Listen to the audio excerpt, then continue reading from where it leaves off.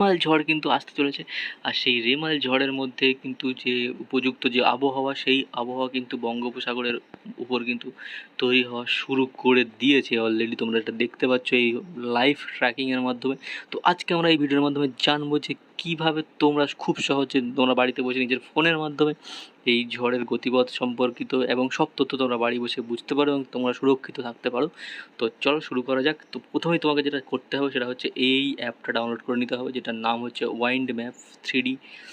Wind map 3D cyclone tracker. এটা কিন্তু তোমরা পেয়ে যাবে যে কোনো প্লে স্টোর থেকে। তো প্লে স্টোরে গিয়ে লিখবে ওয়াইন্ড ম্যাপ। তো ওয়াইন্ড ম্যাপের লেখার পর থেকে প্রথমেই যে এই যে দেখতেই পাচ্ছ তোমরা ওয়াইন্ড ম্যাপ হারিকেন, এই অ্যাপটা কিন্তু তোমাদের ডাউনলোড করতে হবে।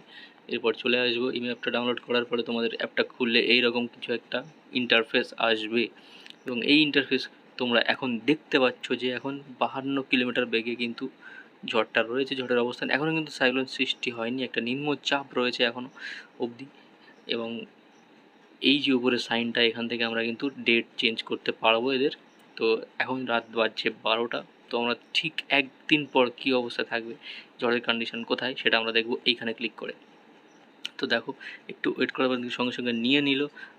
ঝড়টা কিন্তু একটু গতিপথ এগিয়েছে এবং দেখতেই পাচ্ছ তোমরা ঝড় এই যে এখান থেকে একটু গতিপথ সামনের দিকে এগোচ্ছে, অর্থাৎ পশ্চিমবঙ্গের দিকে কিন্তু পশ্চিমবঙ্গ আর বাংলাদেশের দিকে কিন্তু ডাইরেক্ট গতিপথ আছে, তোমরা কিন্তু ভালো করে দেখতে পাচ্ছ। আর আগামীকাল মোটামুটি একটা ঘূর্ণিঝড় তৈরি হবার চান্স আছে, বাট এখানে দেখতে পাচ্ছি আগামীকালও হয়তো হবে না, কিন্তু আগামীকাল একটা ঘূর্ণিঝড় তৈরির যে প্রাক একটা মুহূর্ত, সেই পজিশানে কিন্তু চলে আসবে আগামীকাল, অর্থাৎ 24 তারিখ রাত 12টার মধ্যে। তো এবার আমরা দেখব 25 তারিখের কন্ডিশনটা কী হয়।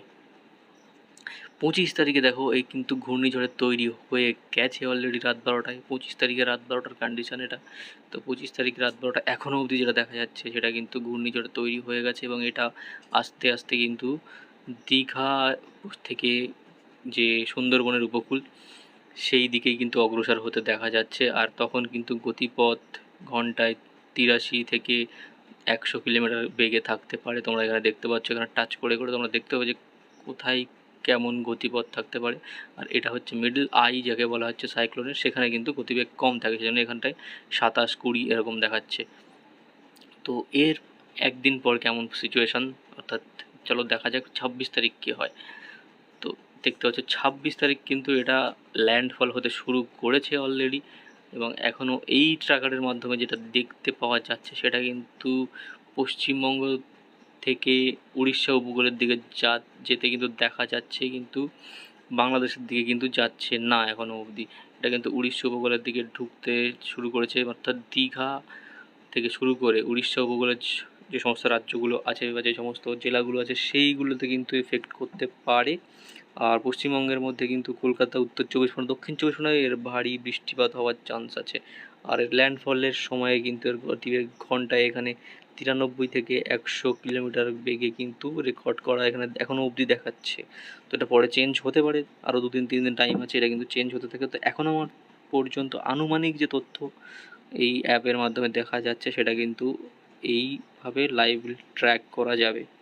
তো এখান থেকে 3 ঘন্টা অর্থাৎ 26 তারিখ কিন্তু রাত্রের মধ্যে ঝড়টা ল্যান্ডফল হবে। তারপর থেকে আরও বৃষ্টিপাত এর ঘূর্ণাবর্ত তৈরি হবে এবং ঘূর্ণিচাপ নিম্নচাপের জন্য কিন্তু আরও বৃষ্টিপাত হবে। তো এইভাবে তোমরা সহজেই এই বাড়ি বসে এইভাবে ঝড়টা ট্র্যাক কিন্তু তোমরা দেখে নিতে পারো। এটা কিন্তু তোমরা যখন দেখবে কালকে, তখন কিন্তু এটা গতিপথ কিছু আলাদা দেখাতে পারে বা স্পিডও আলাদা দেখাতে পারে। এটা একটা আনুমানিক আপাতত রেকর্ড করা হচ্ছে।